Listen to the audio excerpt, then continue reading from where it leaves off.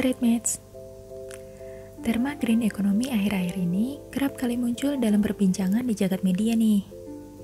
Meningkatnya kesadaran masyarakat untuk menjaga keberlanjutan bumi dan generasi melalui praktik ekonomi yang baik sejatinya telah memunculkan notion bahwa aktivitas ekonomi yang kita lakukan selama ini tidak baik-baik saja. Ia berkontribusi besar bagi kerusakan lingkungan kita saat ini. Tapi, apa itu sebenarnya green economy? Green economy atau ekonomi hijau sejatinya merupakan konsep baru dalam memandang aktivitas ekonomi untuk mengurangi dampak lingkungan dan bertujuan untuk menciptakan sistem pembangunan yang berkelanjutan. Mengutip dari UNEP, ekonomi hijau dapat diterjemahkan sebagai ekonomi yang rendah atau tanpa karbon, menggunakan sumber daya secara efisien dan berkeadilan sosial. Konsep ini diinisiasi untuk menggantikan konsep ekonomi lama yakni business as usual atau BAU yang seringkali dikritisi mengeluarkan banyak karbon, tidak hemat sumber daya, dan memunculkan isu sosial tertentu. Jika ekonomi konvensional ini terus dilanjutkan, maka dapat dipastikan bahwa bumi yang kita tempati tidak bisa lagi menampung konsekuensi negatif yang muncul. Nah, kemudian, isu apa saja yang muncul ketika membahas tentang ekonomi hijau? Ada dua isu utama yang sering kali muncul beriringan dalam diskusi ini. Yang pertama, pertumbuhan hijau atau green growth. Pertumbuhan dalam skema BAU berfokus pada pertumbuhan ekonomi dengan produk domestik bruto sebagai satuan penting. Namun, dalam konsep green growth, lebih dari itu. Pertumbuhan harus memastikan aspek lain seperti lingkungan dan sosial. Perspektif ini berusaha untuk mengubah persepsi aktor mengenai hal yang penting dipertimbangkan selain pertumbuhan ekonomi, dengan fokus untuk mengurangi kemiskinan, meningkatkan inklusi sosial, keberlanjutan lingkungan, dan efisiensi sumber daya.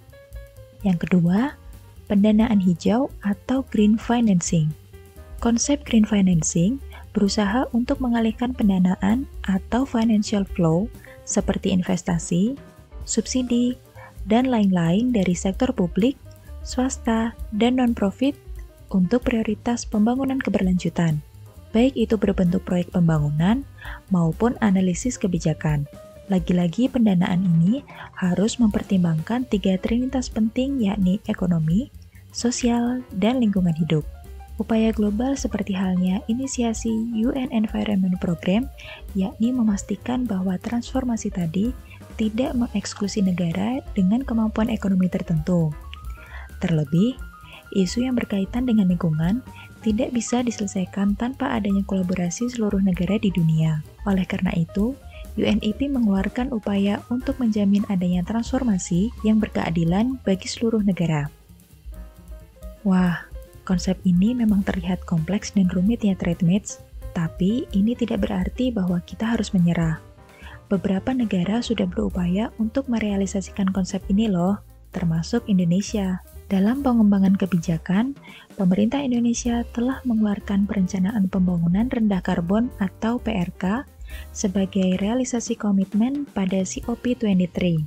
PRK secara eksplisit memasukkan perhitungan lingkungan seperti pengurangan gas rumah kaca dalam kerangka rencana pembangunan.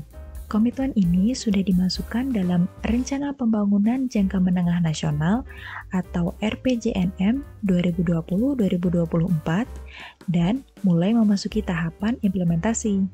Menurut Kementerian PPN, terdapat 3 sektor prioritas yakni energi, landscape, dan infrastruktur yang dipilih oleh pemerintah dalam jangka dekat untuk disesuaikan dengan Nationally Determined Contributions dan Sustainable Development Goals. Selain itu, Kalimantan Tengah dan Kalimantan Timur dipilih sebagai pilot area kegiatan pertumbuhan hijau untuk kemudian difamiliarkan di provinsi-provinsi lainnya. Provinsi tersebut dipilih karena memiliki sumber daya untuk energi yang seharusnya bisa dikembangkan secara berkelanjutan. Nah, Trademates, bagaimana menurutmu tentang ekonomi hijau ini?